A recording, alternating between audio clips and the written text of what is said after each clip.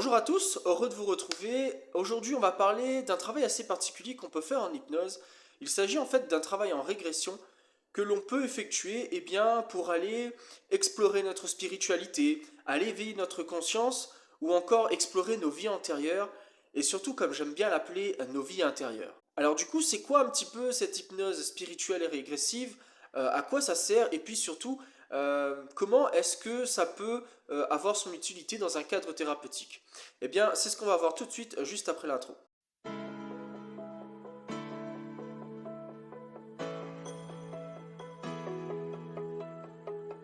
Alors parler comme ça d'hypnose spirituelle et régressive, c'est une notion qui peut paraître à la fois mystérieuse et en même temps intrigante. Alors la première question qu'on pourrait se poser, et elle est tout à fait légitime, c'est est-ce que c'est vrai tout ça? Alors est-ce qu'on peut réellement, grâce à l'hypnose comme ça, aller explorer nos vies antérieures, aller explorer le monde entre les mondes, voyager à travers le temps et l'espace, et pourquoi pas explorer des univers parallèles? Alors ma réponse va peut-être vous surprendre, mais en tant que thérapeute, on s'en fiche de savoir si tout cela est bien réel ou pas. Si l'expérience que va vivre la personne est réelle ou totalement symbolique ou métaphorique. Parce que tout ça finalement en fait ce n'est qu'une question de croyance.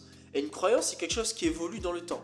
C'est quelque chose qui est différent d'une culture à une autre, d'une religion à une autre. Et surtout le plus important d'une personne à une autre. Et ce qui compte finalement dans ce genre d'expérience, ce sont les croyances de la personne. En tant que thérapeute, je parle des croyances de la personne, de ce qu'elle croit, sans aucun jugement. Dans le cadre d'une thérapie en hypnose, il arrive fréquemment qu'on ait recours à ce travail en régression, où on amène la personne à revivre des événements de son passé, de son enfance, voire même parfois un peu plus loin dans la vie utérine. Et cette notion de souvenir, elle est aussi très particulière. Pourquoi? Parce que les recherches en neurosciences ont montré que finalement, un souvenir n'est jamais exactement le même à chaque fois qu'on s'en rappelle. En fait, un souvenir traduit rarement une réalité objective. Alors finalement, c'est quoi un souvenir? Un souvenir, ce n'est qu'une reconstruction d'une réalité d'un moment T de notre passé à un moment T de notre présent. D'ailleurs, je suis persuadé que vous avez déjà fait cette expérience où vous vous rappelez d'un événement particulier et à chaque fois que vous vous souvenez de cet événement-là, il y a toujours un détail, quelque chose qui est différent. Ça peut être une couleur, ça peut être le moment de la journée, bref, tout en fait va se jouer dans les détails et à chaque fois ces petits détails ne seront jamais les mêmes. D'ailleurs, ce qui est marrant, c'est que quand on a partagé en fait un souvenir en commun avec une personne, le moment où on va se remémorer ce souvenir, cet événement partagé avec cette personne-là, c'est assez marrant de voir que les versions de l'une et de l'autre peuvent différer, voire des fois être en contradiction. En fait, c'est très intéressant de voir à quel point un souvenir, il peut se transformer au fil du temps. Alors finalement, l'idée, c'est plutôt de se dire qu'un souvenir, ce n'est qu'un fragment, qu'une partie que l'on estime, qu'on pense être notre réalité à un moment T de notre vie. Alors pour en revenir un petit peu à l'hypnose spirituelle et régressive, c'est un petit peu la même chose. On s'en fiche de savoir si le souvenir est réel ou pas. Comme je l'ai dit précédemment, ce qui compte, c'est la réalité de la personne, sa réalité. Et comme tout le monde le sait, notre réalité, elle est fortement influencée par nos croyances, qu'elles soient religieuses ou pas. Et ces croyances, elles influencent et agissent directement sur nos comportements. Si je prends par exemple, le cas de la religion.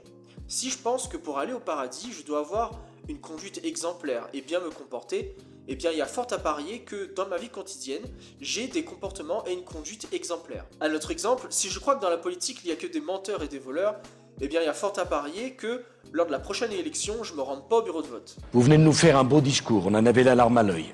Tout ça pour dire que nos croyances influencent de manière assez significative notre réalité. Alors comme ça, si on se met à croire qu'il est possible, grâce à notre imaginaire, de voyager, de remonter le temps, les époques, pour aller explorer autre chose, une nouvelle vie, un autre univers, une autre existence, une autre identité. Alors c'est comme si finalement on s'autorisait à jouer à un jeu. Ce qui est intéressant avec ce jeu JEU, c'est qu'il va avoir une influence sur notre jeu JE, c'est-à-dire sur notre identité, la personne que l'on est actuellement. Parce que tout ce qu'on va vivre dans ce genre d'expérience, au minimum, ça aura une symbolique par rapport à ce que l'on vit actuellement. Dans notre cas, cette expérience pourra être réellement thérapeutique pour certaines personnes, qui, parce qu'elles auront vécu ce genre d'expérience, vont comme ça arriver à se libérer d'un blocage, d'un poids.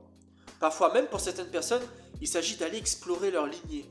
Elles peuvent comme ça voyager à travers l'histoire de leur famille, de génération en génération, et très souvent se libérer de quelque chose en lien avec leur histoire familiale. Encore une fois, il ne s'agit pas là de savoir si tout ça est vrai ou symbolique ou encore métaphorique.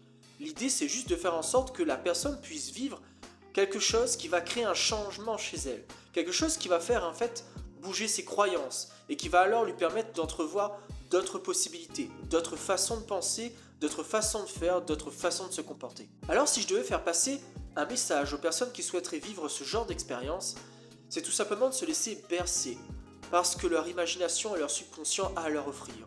Être curieux et ouvert à cette expérience qui reste une expérience forte et qui peut réellement être révélatrice et pleine de sens pour elle. Voilà, j'espère que cette petite vidéo vous aura permis de mieux comprendre ce qu'était l'hypnose spirituelle et régressive et en quoi elle pouvait être utile.